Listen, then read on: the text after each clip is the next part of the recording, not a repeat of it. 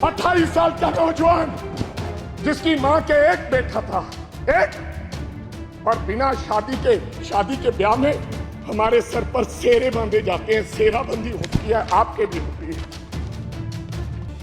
Dead body पड़ी सी, dead body पर मेरी उस मां ने, सिद्धू मूसेवाले की मां ने फिर सेरा लेकर आए और अपने बेटे के लाश पर सर पर सेरा बांध के उसकी बधाई दी।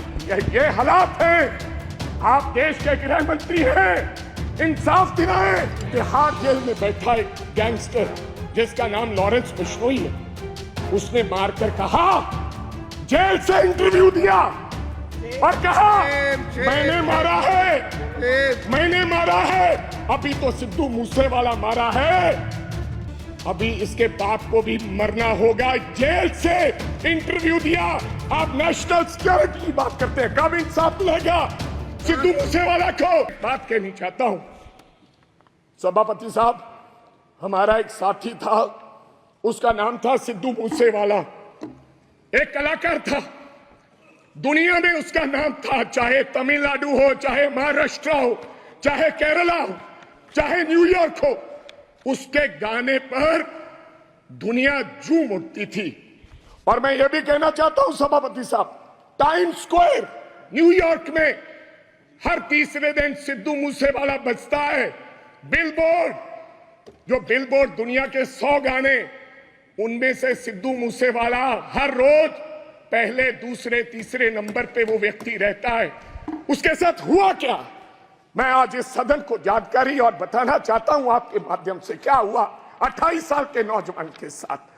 हम नेशनल सिक्योरिटी की बात करते हैं, आप कहते हैं हिंदुस्तान में परिंदा भी पर नहीं मार सकता। आप ये कहते हैं कि हम हैं, चिंता मत कीजिए।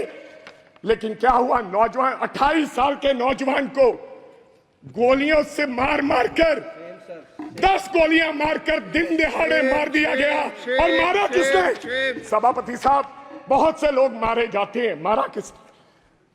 एक तिहाड़ जेल में बैठा एक गैंगस्टर जिसका नाम लॉरेंस बिश्नोई है, उसने मारकर कहा, जेल से इंटरव्यू दिया और कहा मैंने मारा है। अभी तो सिद्धू मूसेवाला मारा है, अभी इसके बाप को भी मरना होगा। जेल से इंटरव्यू दिया। आप नेशनल सिक्योरिटी की बात करते हैं, कब इंसाफ मिलेगा सिद्धू मूसेवाला को? क्या होगा 28 साल का नौजवान जिसकी मां के एक बेटा था, एक, और बिना शादी के ब्याह में हमारे सर पर सेरे बांधे जाते हैं। सेराबंदी होती है, आपके भी होती है। डेड बॉडी पड़ी सी, डेड बॉडी पर मेरी उस मां ने, सिद्धू मूसेवाले की मां ने फिर सेरा लेकर आए और अपने बेटे के लाश पर सर पर सेरा बांध के उसकी बधाई दी। ये हालात हैं। आप देश के गृह मंत्री हैं, इंसाफ दिलाएं। और जेलों में बैठे ऐसे गैंगस्टर को आप निकाल के उस परिवार को इंसाफ दें। लास्ट बात सर,